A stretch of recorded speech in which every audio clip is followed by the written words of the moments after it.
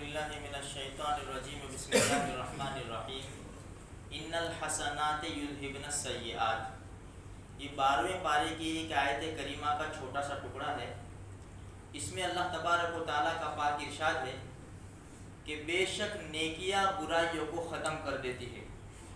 اس کی تفسیر میں مفسرین کرام نے لکھا ہے کہ اگر گناہ ہو جائے پہلے تو اپنے آپ کو گناہوں سے بچانے کی پوری کوشش کرنی چاہیے میرے بھائیوں، لیکن ہم ایسے ماحول میں ہیں، ماحول ہمارا ساتھ نہیں دیتا، شیاطین لگے ہوئے ہیں اور بہت سی چیزیں ہیں۔ خدا نہ کرے کبھی گناہ ہو جائے تو اس کے بعد فوراً نیک کام کر لینا چاہیے۔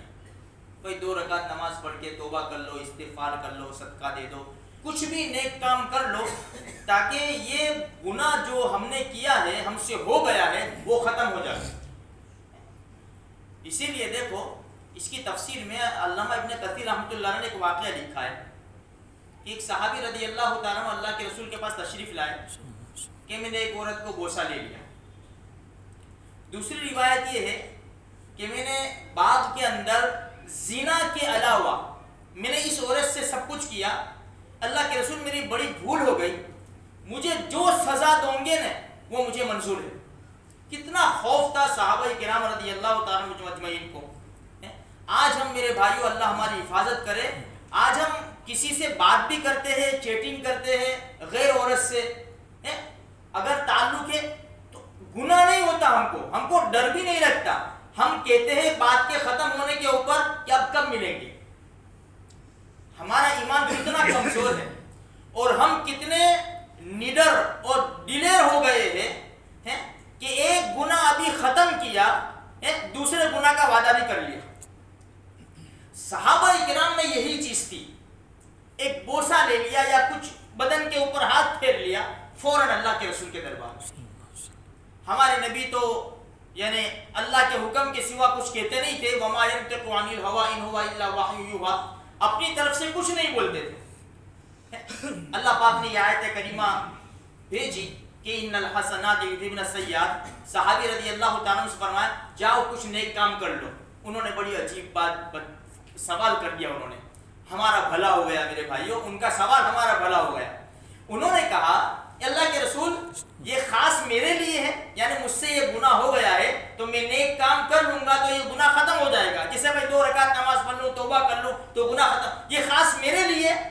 رحمت عالم صلی اللہ علیہ وسلم نے فرمایا یہ حکم میری پوری امت کے لیے۔ اس لیے میرے بھائیوں اگر کچھ ہو جائے خدا نہ کرے تو اس کی تلافی کر لو۔ میں آپ کو ایک واقعہ سناؤں، دیکھو چھوٹا سا۔ یہ اللہ کے رسول صلی اللہ علیہ وسلم کے زمانے میں جو ایمان لانے سے پہلے جو صحابہ سے گناہ ہوئے تھے، حالانکہ ایمان جب انسان لے آتا ہے اس کی ساری زندگی کے گناہ ختم ہو جاتے ہیں، لیکن ان کے دل کے اندر ایک داعیہ ہوتا تھا، جیسے خالد ابن ولید رضی اللہ تعالیٰ کہ بھائی میں اسلام نہیں لایا تو میری وجہ سے اسلام کو بہت نقصان پہنچا تھا، اب جب اسلام لے آیا میں تو اب میں ایسی محنت کروں اسلام کے اندر کہ جو نقصان مجھے اسلام یعنی کافر تھا اور اسلام کو جو میں نے پہنچایا نقصان، اس کی تلافی ہو جائے۔ انہوں نے بڑی بڑی کوشش کی اور 36 جنگیں لڑی، 36 اسلام کے اندر، اور جسم کے اوپر کوئی جگہ ایسی باقی نہیں تھی کہ جہاں تلوار نیزے وغیرہ کا کوئی نشان نہ ہو۔ جیسے وحشی، حضرت وحشی رضی اللہ تعالیٰ عنہ جس نے حضرت حمزہ رضی اللہ تعالیٰ عنہ کو شہید کیا تھا، تو اللہ کے رسول صلی اللہ علیہ وسلم کے پاس بڑا واقعہ ان کا مختصر یہ ہے کہ اللہ کے رسول کے پاس تشریف لائے ہو اسلام لانے کے لیے، ایمان لانے کے لیے۔ ہمارے نبی نے فرمایا کون؟ وحشی؟ تو کہا ہاں اللہ کے رسول میں وحشی ہوں، بیٹھ جاؤ یہاں پر، تم نے ہی میرے چچا کو شہید کیا تھا؟ تو انہوں نے دبی آواز سے کہا ہاں اللہ کے نبی مجھ سے یہ کام ہو گیا تھا۔ فرمایا کہ بیان کرو کیسے کیا تھا تم نے؟ جب انہوں نے بیان کیا کہ میں چھپا ہوا تھا اور حضرت حمزہ رضی اللہ تعالیٰ عنہ لڑ رہے تھے اور سبا ابن عبد العزیٰ آیا جو مشہور شہ سوار تھا، حضرت حمزہ کو آ کے للکارا اس نے کہ آؤ میرا مقابلہ کرو، چند سیکنڈوں کے اندر دھول چٹا دی اس کو حضرت حمزہ رضی اللہ تعالیٰ عنہ نے۔ وہ لڑتے ہوئے جا رہے تھے، میں نے موقع غنیمت سمجھا، یہ حبشی تھے، وحشی حضرت وحشی حبشی تھے اور نیزہ چلانا بڑا اچھا جانتے تھے یہ. تو کہتے ہیں کہ مجھے میرے آقا نے کہہ دیا تھا جبیر ابن مطعم نے اگر تو حضرت حمزہ کو مار ڈالے قتل کر ڈالے میرے چچا کے بدلے میں تو میں تجھے آزاد کر دوں گا. میں چٹان کے نیچے چھپ کر بیٹھا ہوا تھا, میں نے موقع دیکھا زور سے نیزہ پھینکا, سیدھا حضرت حمزہ کے ناک کے نیچے گھسا اور کمر سے نکلا. انہوں نے جب نیزہ لگ گیا تو میری طرف آنے کی کوشش کی کہ مجھے قتل کرے, لیکن وہ نہیں آ سکے, وہیں پر گر گئے. اللہ کے رسول صلی اللہ علیہ وسلم کی آنکھوں سے آنسو جاری ہے. بخاری شریف کی روایت ہے. پھر ہمارے نبی نے فرمایا حضرت وحشی رضی اللہ تعالیٰ عنہ سے, وحشی کیا تم یہ کر سکتے ہو؟ یہ الفاظ استعمال کیے تھے. ایسا نہیں کہا کہ میری نگاہوں سے دور ہو جا, ایسا نہیں کہا. بخاری شریف کے الفاظ ہے, وحشی کیا تم یہ کر سکتے ہو کہ تمہارا چہرہ اب مجھے نہ دکھاؤ؟ جب تمہارا چہرہ سامنے آتا ہے میرے چچا کی یاد تازہ ہو جاتی ہے. حضرت وحشی نے فرمایا ضرور. اللہ کے رسول صلی اللہ علیہ وسلم حضرت وحشی رضی اللہ تعالیٰ فرماتے ہیں میں اللہ کے رسول کا دل رکھنے کے لیے چلا گیا. میں اس انتظار میں تھا کہ مجھ سے کوئی ایسا بڑا کام اللہ پاک لے لے کہ اللہ کے رسول کے چچا کا بدل ہو جاوے. میں انتظار کرتا رہا. اللہ کے رسول صلی اللہ علیہ وسلم دنیا سے پردہ فرما گئے. ابو بکر صدیق رضی اللہ تعالیٰ عنہ کا دور آیا. مسیلمہ ابن کذاب نے نبوت کا دعویٰ کیا. اس کی طرف جہاد کے لیے ابو بکر صدیق رضی اللہ تعالیٰ نے لشکر تیار کیا. میں نے سوچا موقع اچھا ہے, میں بھی لشکر میں شامل ہو گیا اور وہی نیزہ میں نے لیا, وہی نیزہ جس سے حضرت حمزہ رضی اللہ تعالیٰ عنہ کو شہید کیا تھا.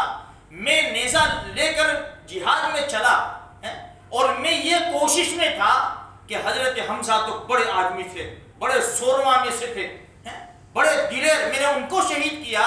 میں ایسے ویسے کو نہیں ماروں گا, میرا نشانہ تو مسیلمہ ابن کذاب ہے. اب وہ تلاش کرتے رہے میدان جنگ کے اندر مسیلمہ ابن کذاب کو. دیکھا کہ ایک دیوار کے پاس اونٹ کی طرح کھڑا ہوا ہے, بڑا لمبا تڑنگا ہے, اس کے بال بالکل ایسے ہے. میں نے موقع پا کر اس کے قریب ہوا, اتنی زور سے نیزہ مارا اس کو تو اس کے سینے کے پار ہو گیا. بس میں جا کر پھر چلا گیا میں, اور ایک لڑکی جو چھت کے اوپر سے دیکھ رہی تھی اس نے آواز لگائی ان کے جماعت کے اندر, او لوگوں ایک کالے غلام نے امیر المومنین کو مار ڈالا. ان کو امیر المومنین کہہ رہی تھی, امیر المومنین کو مار ڈالا. حضرت حمزہ وحشی رضی اللہ تعالیٰ فرماتے ہیں بس میرے دل کو ٹھنڈک ہو گئی. میں نے جیسے کفر کی حالت میں حضرت حمزہ کو شہید کیا تھا, ان کے بدلے میں میں نے ایمان کی حالت میں جھوٹے مدعی مسیلمہ ابن کذاب کو میں نے مار ڈالا ہے. تو میرے بھائیوں دیکھو, ایک گناہ ہو گیا تھا, کیسی انہوں نے تلافی کی پوری کوشش کی, اور کب تک تلافی میں لگے رہے. آج ہم گناہ کر کے بھول جاتے ہیں, ہم اپنے گناہوں کو یاد کریں, اس کے اوپر روئیں. نیکیوں کو بھول جاؤ, وہ تو بدلہ مل جائے گا, لیکن گناہوں کو بھول گئے اور معافی نہیں مانگی, کل قیامت کے میدان میں جب گناہ سامنے آ جائیں گے بڑا پچھتاوا ہو جائے گا. نیکی کر دریا میں ڈال اور گناہ کر جیب میں بھر. اس لیے میرے بھائیوں ہم سب گنہگار ہیں, کہنے والا بھی گنہگار ہے, سننے والے بھی گنہگار ہے. ہمارے اللہ کے رسول نے فرمایا کل بنی آدم خطاؤن, ہر ایک انسان گنہگار ہے. وخیر الخطائین التوابون, بہترین گنہگار ہے وہ جو توبہ کرے. اللہ تبارک و تعالی مجھے بھی, آپ کو بھی اور سارے مسلمانوں کو پوری زندگی کے گناہوں سے توبہ کرنے کی توفیق عطا فرمائے.